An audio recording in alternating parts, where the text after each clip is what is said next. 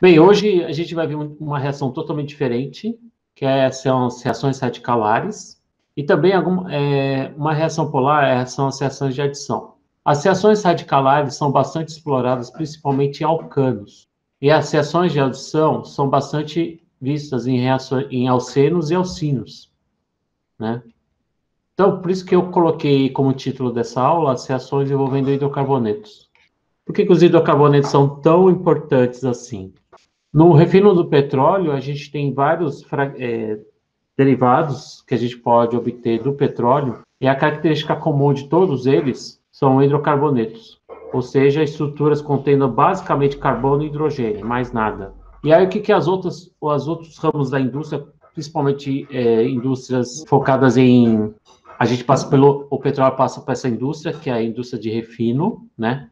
E aí, cada um desses derivados do petróleo são encaminhados para indústrias mais específicas. E essas indústrias mais específicas acabam funcionalizando esses hidrocarbonetos para a fabricação de organoclorados, de álcoois, de cetonas, e aí a gente vai fazendo reações nesses hidrocarbonetos, transformando eles em outros grupos funcionais.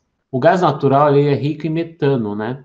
E metano é uma grande fonte para a gente obter organos clorados, por exemplo, a gente pode colocar um cloro no lugar do hidrogênio, a gente pode transformar no cloreto de metila, a gente pode colocar 2 cloros no metano, ficar o diclorometano, a gente pode colocar 3 cloros no metano, formar o clorofórmio, e a gente pode até trocar todos os hidrogênios por cloro e ter o tetacloreto de carbono.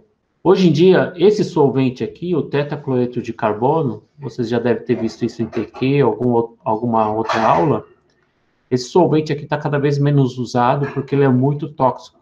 Na verdade, todos os orgânicos clorados têm uma certa toxicidade, mas esse aqui é bem, bem tóxico. E aí esse aqui está sendo banido em laboratórios e em plantas industriais, principalmente.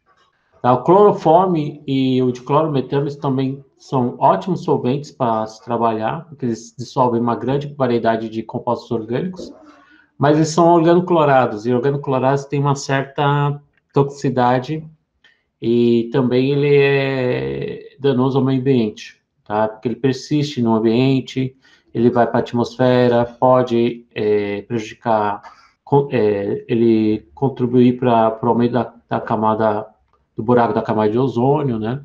Então, esses solventes aqui eles são bastante voláteis. Cloroformo, se você inalar muito cloroformo, você chega a desmaiar. Esses solventes aqui eles estão recomendando cada vez menos o uso de solventes organoclorados. Se você colocar isso aqui na língua, por exemplo, você vai sentir um gosto doce. Esse aqui, o diclorometano, ele tem um cheiro gostoso e um aroma, um gosto também interessante, mas você não pode consumir isso aqui. Isso aqui vai para o seu cérebro. Acho que quem assistiu a aula de TQ comigo, acho que eu contei a história desses organoclorados que vai para o cérebro. Eles podem dissolver aquela capa que protege os neurônios, os efeitos desses solventes estejam atribuídos à solubilidade da capa que protege os neurônios, e aí você pode ter alguns problemas na região do sistema nervoso central. Pessoal, eu vou falar primeiro, então, das reações envolvendo alcanos.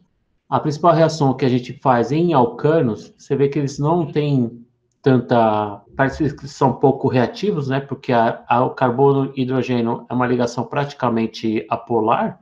Então, como que a gente consegue fazer alguma reação com elas, né? Então, sobram as reações radicalares. A cloração consiste em você pegar um alcano, misturar ele no gás cloro, e aí, sobre aquecimento ou na incidência de luz no reator, por exemplo, reator fotocatalítico, você pode causar uma reação em que um desses hidrogênios aqui do alcano, ele é praticamente como se fosse uma substituição, ele é trocado pelo átomo de cloro. A bromação também é possível nessa reação. Nossa, eu estou com uma versão antiga aqui, pessoal, eu esqueci de salvar. Troca. Aqui a gente tem outro exemplo aqui, a bromação. Também você precisa de calor ou luz para a reação acontecer, para levar, aqui nesse caso aqui, o brometo de etila. Tá? Um dos hidrogênios é substituído pelo átomo de bromo. Por que a gente não faz a mesma reação com flúor ou com iodo? Então, a gente tem os dois opostos aqui. O flúor, se você fizer essa mesma reação com flúor, ele é muito violento, muito explosivo. Então, é uma reação que a gente não costuma fazer no laboratório e muito menos ainda em escala industrial. O iodo já é totalmente o contrário. Ele não reage, praticamente a reação não vai. Então, eu vou colocar aqui que é muito pouco reativo para fazer reações radicalares. Esses dois reagentes, eles fazem uma série de reações, mas para esse tipo de reação radicalar, eles não são muito utilizados. Bem, como que ocorrem essas reações aqui? O mecanismo de reações radicalares, eles sempre vão passar por 3 estágios. Todas as reações radicalares, tá? Independente se for uma cloração, uma bromação, se é com alcano, se é com outro substrato. A maioria das reações radicalares, elas possuem um mecanismo, sempre vai envolver uma reação de iniciação, uma reação de propagação e uma reação de término. Geralmente, a reação de iniciação é uma etapa só, tá? A gente pode ter 2 etapas se a gente usar um iniciador, que isso a gente usa no laboratório. Nesse caso aqui é só uma etapa. A reação de propagação geralmente são 2 reações e a de terminação geralmente são 3 reações. A reação de iniciação consiste em você gerar o primeiro radical. Então, o primeiro radical, ou a primeira espécie reativa, aqui na etapa de cloração, é a reação envolvendo a clivagem homolítica da ligação cloro-cloro. Tá? Se vocês olharem aqui com mais atenção, a gente tem o uso daquela seta, meia seta, né, para um lado e para o outro. Pode representar desse jeito. Tá? E isso está embaixo de uma ligação, em cima de uma ligação, nessas 2 setas. Como toda ligação consiste num par de elétrons sendo compartilhado entre 2 átomos, é como se um elétron fosse para um átomo e o outro elétron fosse para outro átomo. Então, essa ilustração aqui significa que eu vou ter a formação de 2 átomos de cloro. O átomo de cloro em si, ele tem um elétron desemparelhado. E ele está louco para conseguir mais um elétron e ter o octeto, né, para chegar no octeto. Então, ele só precisa de mais um elétron. Então, a partir daqui, as reações que a gente vai observar vão envolver apenas o movimento de um elétron. Tá? Aqui, na segunda reação, que é a reação de propagação, esse radical, ou o átomo de cloro que eu gerei aqui, ele vai reagir com o substrato, nesse caso aqui o metano. Uma das ligações aqui, carbono e hidrogênio, vai ser rompido. Um elétron aqui do hidrogênio vai formar uma ligação com um elétron do cloro para formar a ligação HCl. E o outro elétron aqui da ligação vai ficar no carbono. E aí eu tenho o radical metila. Esse radical metila vai ajudar a aumentar o número vai auxiliar na geração de mais cloro radicalar, ou cloro atômico. Então, esse carbono com uma bolinha que vem daqui, do metil radical, ele vai reagir com outra molécula de Cl2, que não foi ainda clivada. Então, ele vai pegar um dos elétrons aqui da ligação, para combinar e formar a ligação CH3Cl. Olha um dos produtos aqui aparecendo. Tá? E vai formar outro átomo de cloro atômico bastante reativo. Esse átomo de cloro reativo, então, vai voltar para cá e vai reagir com outra molécula de metano, e aí a reação vai continuando, uma reação em cadeia. Eu vou formando mais cloro atômico para reagir com outra molécula do alcano, e assim vai. Vai chegar uma hora que a reação acaba. A reação acaba quando eu combino, que são os passos de terminação, quando eu combino 2 radicais. Toda vez que eu combino 2 radicais, eu neutralizo, né? Ou para voltar à formação do cloro 2, ou junto 2 radicais metila para gerar o CH3, aqui eu tenho um etano. Isso aqui é considerado, que a gente chama de subproduto, ou produto indesejado. E a reação em si, que a gente viu aparecendo aqui em cima, quando você reage um radical metila com um cloro atômico para formar outra molécula de CH3Cl. Qual que é o problema dessas reações radicalares? São reações que a gente tem uma grande dificuldade de controlar a proporção dos produtos. Os produtos principais aqui, esse aqui é o produto que a gente quer, que é o clorometano. Só que você vê que posso gerar também etano nessa reação.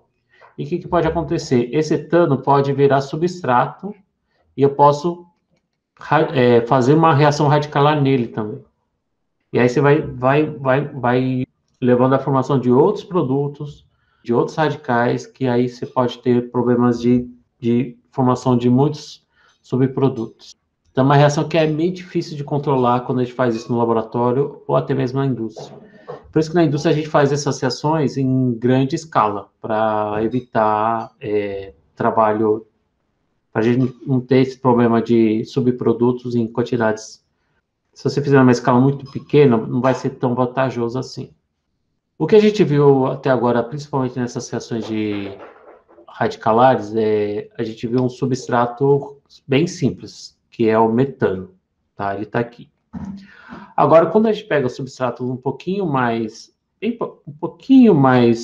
complicado, eu tenho agora diferentes hidrogênios que podem ser substituídos pelo cloro. Eu tenho aqui na estrutura do butano, eu tenho 6 hidrogênios da ponta, né, que são iguais, esses três são iguais, e 2 hidrogênios do meio aqui, os 4 hidrogênios do meio. Se eu clorar aqui ou aqui, vai dar a mesma coisa, mas vai dar um produto diferente se eu clorar aqui ou aqui. Então, eu posso ter a mistura aqui do 1-clorobutano, se o radical abstrair um dos hidrogênios aqui da ponta, e se o radical abstrair um desses hidrogênios aqui do meio, eu vou ter o 2-clorobutano. Então, aqui é um substrato que quando você tem um substrato que pode dar mais de um produto diferente, a gente precisa tentar estimar qual que é o produto que vai ser preferencialmente formado. Se a gente fizesse apenas um trabalho estatístico, eu tenho 6 hidrogênios das pontas contra 4 hidrogênios do meio, né? Então, eu teria 60% de chance de ter esse e 40% de chance de ter esse. Ou, se a gente considerar 100% de tudo, teria 60% desse e 40% desse. Só que quando a gente vai para o experimental, a gente percebe uma grande diferença na proporção dos produtos. Eu tenho 71% do 2-clorobutano contra 29% apenas do 1-clorobutano. E aí vem a pergunta, por que não segue a estatística, né? Bem, aí vem o lance da estabilidade de radicais, que ele se assemelha muito, ele é muito parecido com o conceito de estabilidade de carbocátion. Então, aqui está o metano. Quando você vai fazer uma reação radicalar, você tem que tirar esse hidrogênio. E esse hidrogênio na forma de radical, né? E aí, quando você forma o carbono radical, a geometria aqui, que é a geometria sp3, quando você tem um carbono radical, ele adquire uma geometria similar a um sp2. Então, ele tem uma geometria muito parecida do carbocátion, que é o orbital P vazio. Isso aqui é o carbocátion, CH3, desenhado e utilizando os orbitais aqui. Quando você tem o carbocátion, esse orbital P é orbital vazio. E aí, quando você tem um radical, esse orbital P, ele está com um elétron aqui, um elétron desemparelhado. E a geometria dele é muito parecida de um carbocátion. Então, quando você coloca mais substituintes nesse radical, você começa a criar uma certa estabilidade por um efeito muito parecido que eu já falei várias vezes nessa disciplina. Ele se assemelha muito ao processo de hiperconjugação. A Alessandra está perguntando da gravação. Não, tá gravando. Esse processo de hiperconjugação é justamente os pares de elétrons das ligações auxiliando na estabilização nesse orbital P, que contém um elétron agora nesse orbital. Tá? Antes a gente via muito dois elétrons ou nenhum elétron. Agora a gente está lidando com radicais. A radical é quando você tem um elétron desemparelhado. E essas ligações sp3s, ou as ligações carbono e hidrogênio dos carbonos vizinhos, eles estão meio que eclipsando com esse orbital P, que contém apenas um elétron. Isso vai ajudar a estabilizar um pouco esse orbital. E então, quanto mais carbonos você tiver substituindo esse carbono radical, mais estável ele vai ser. Então, desses três aqui, esse vai ser mais estável que esse. Esse vai ser mais estável do que o etil. Então, a estabilidade de radicais, ele segue a mesma linha de estabilidade de carbocátions. Então, quanto mais substituído o radical, esse é o radical terciário, ele vai ser o mais estável. E quanto menos substituído, ou falando mais corretamente, com mais hidrogênios ele tiver, ele vai ser o menos estável. Vamos falar um pouco da estereoquímica dessas reações. Halogenação. Vamos pegar uma reação muito parecida com a que a gente viu agora, por pouco, só que em vez com bromo, em vez com cloro, ele está usando bromo aqui, tá? Quando você faz a mesma reação de halogenação do butano com bromo, o bromo ele tem uma característica um pouquinho diferente, uma reatividade diferente do cloro. E o produto principal é esse aqui, ó, o 2-bromobutano. Na verdade, você obtém praticamente quase todo ele, 98%, ao invés de uma mistura entre o 2-bromo e 1-bromo. 1-bromo é uma quantidade bem pequenininha, tá? Mas aqui é uma coisa para depois. Você vê que quando você faz a bromação radicalar no carbono 2, você cria um carbono assimétrico, você tem esse grupo, diferente desse grupo, diferente do hidrogênio e diferente da metila. Eu tenho um carbono com os 4 substituintes diferentes. Então, eu posso levar uma mistura, ou, no caso, quando você tem um carbono com 4 substituintes diferentes, você tem a questão de enantiômeros, né? Então, você tem uma questão de enantiomeria. Enantiômeros, são compostos diferentes, onde a relação entre eles é uma relação de objeto-imagem especular, né? Aqui está a representação em perspectiva e aqui está a representação em projeção de Fischer. Como será que deve ser a proporção desses dois aqui? Então, a proporção dos dois vai ser 50%. Se a gente voltar lá atrás, quando eu estava falando do carbocátion, né? O carbocátion ele é como se eu tivesse um orbital P vazio. Então, quando você ataca um nucleófilo no carbocátion, você pode ter a opção de atacar por cima ou por baixo. E você vai ter quantidades iguais de produtos caso esse carbono gere um carbono assimétrico. E aqui é a mesma coisa. Quando você tem um radical formado, esse radical está num orbital P semi-preenchido. O bromo a ser atacado, né, que seria a próxima etapa aqui, o bromo radical que eu vou atacar, ele tem a opção de atacar aqui por cima ou aqui por baixo. Atacando por cima, ele vai fazer uma ligação, tá? Com esse elétron desemparelhado, e aí vai estar o bromo aqui para cima. Ou esse bromo ele vai atacar aqui embaixo. Esse elétron não significa que ele só está aqui em cima, tá? Ele está nesse orbital. Nesse espaço, o orbital é a densidade de probabilidade de encontrar esse elétron. Então, se ele chegar nesse orbital, ele vai encontrar esse elétron e vai formar uma ligação. Então, você vai ter os dois enantiômeros. Então, a princípio, você vai ter tanto 50% do R e você vai ter, a princípio, 50% do S na questão da estereoquímica dessas reações. A última coisa que eu precisava falar dessas reações radicalares são poucas coisas, pessoal. As reações radicalares, o que a gente precisa saber? O mecanismo e como eles são formados. Você pode formar com adição de luz ou esquentando. E a primeira etapa envolve a etapa de iniciação, que é a clivagem da ligação Cl-Cl ou Br-Br, e depois tem aquela sequência de mecanismos, tá? Vamos voltar aqui nesse ponto só para explicar um conceito interessante dessas reações radicalares, que é a questão dessa proporção aqui dos produtos. Com bromo eu tenho praticamente 70% e 30%, tenho 70% do 2 e 30% do 1. Eu vou usar outra cor para destacar um pouco. Quando você faz essa mesma reação agora com bromo, você vai ter o 2-brombutano e um clorobutano, um brombutano. Vai ter os produtos parecidos.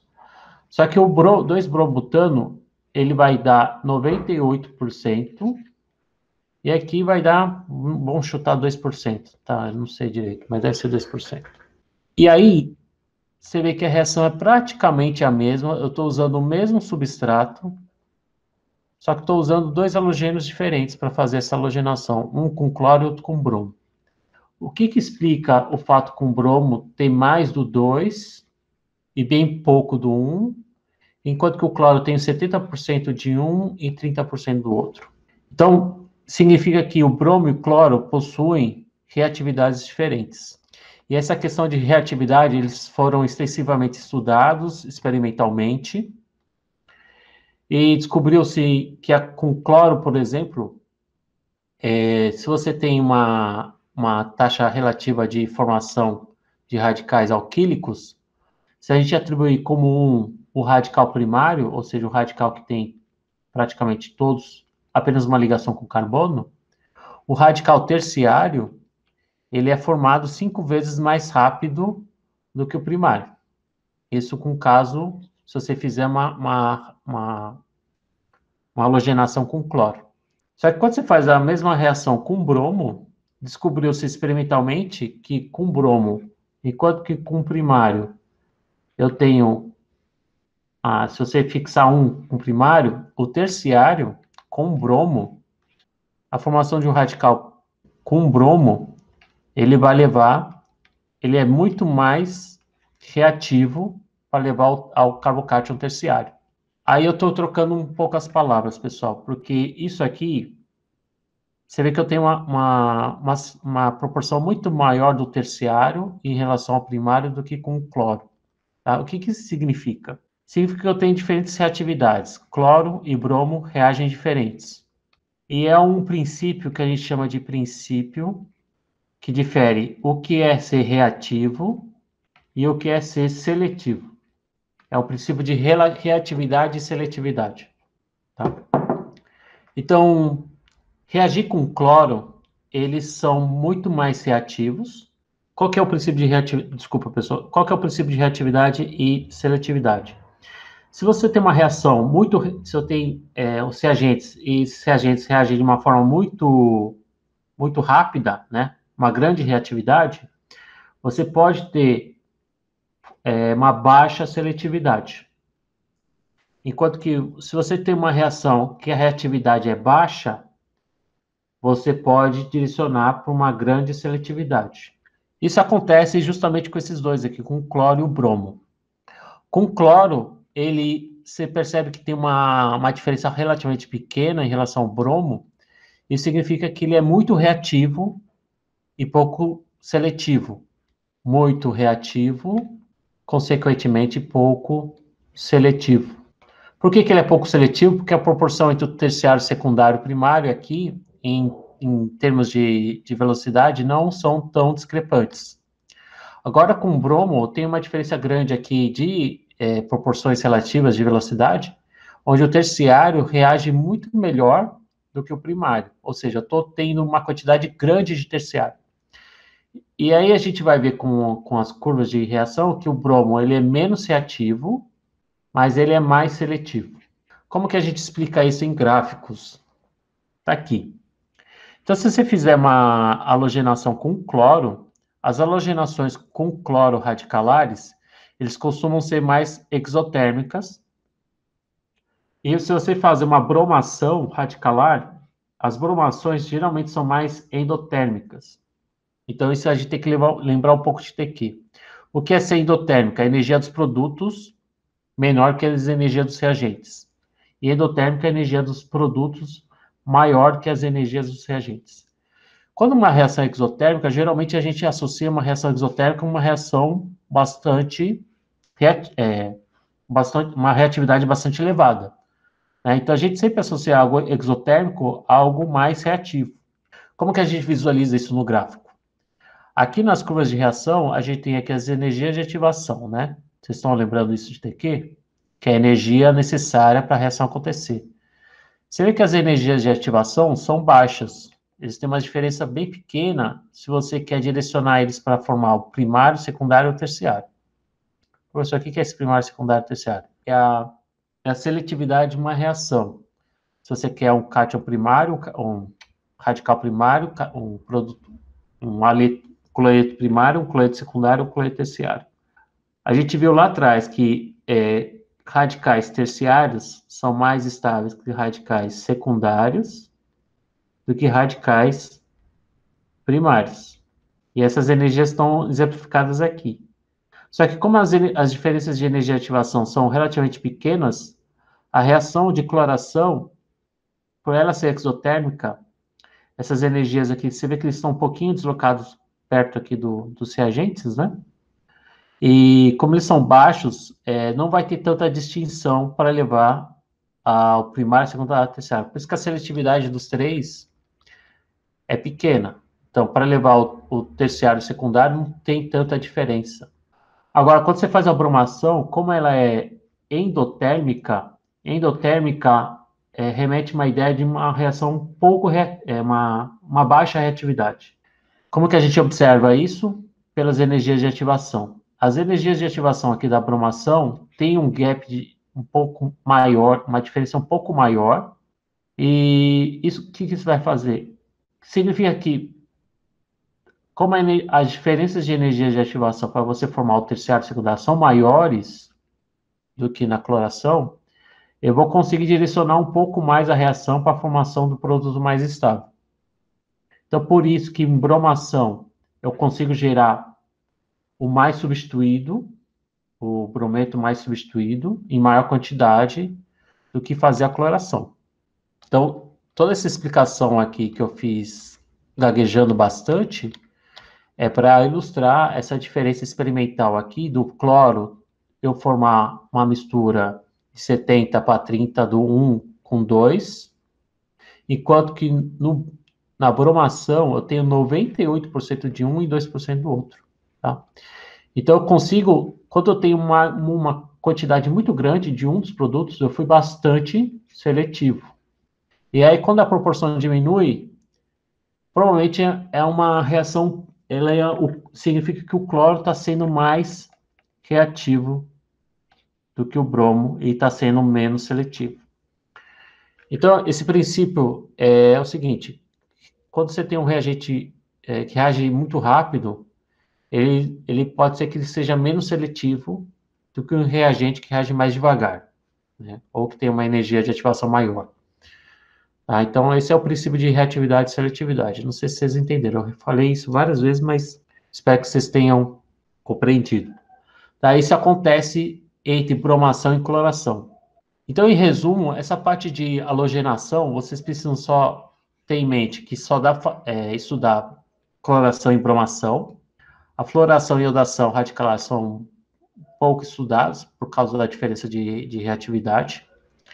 E a gente tem nos mecanismos que a gente precisa saber que existem três etapas, são propagação e o término. Também a gente tem a diferença de reatividade e seletividade entre o cloro e o bromo. Geralmente o bromo é mais seletivo e o cloro é mais reativo.